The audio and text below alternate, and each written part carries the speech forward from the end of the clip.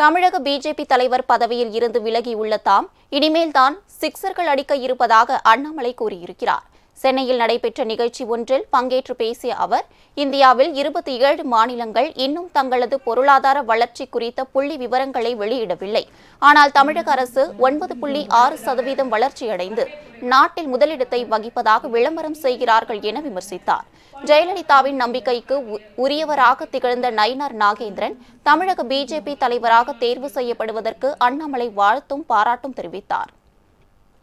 50 லட்சம் உறுப்பினர்கள் சார்பாக தமிழகத்தில் எல்லா உறுப்பினர்களும் சேர்ந்து ஒரே ஒரு நபர் பாரதிய ஜனதா கட்சியினுடைய மாநில தலைவராக வர வேண்டும் என்கின்ற நம்பிக்கையை வைத்து ஒரே ஒருவர் மட்டும் நான் பாரதிய ஜனதா கட்சியினுடைய தலைவராக நேற்று நடந்திருக்கக்கூடிய நாமினேஷனில் நம்முடைய அருமை அண்ணன் நயினார் நாகேந்திரன் அவர்களுடைய விருப்ப மனுவை நம்முடைய தேர்தல் அதிகாரிகள் நம்முடைய தலைவர்கள்லாம் அந்த விருப்ப மனுவை நேற்று எடுத்திருக்கிறாங்க.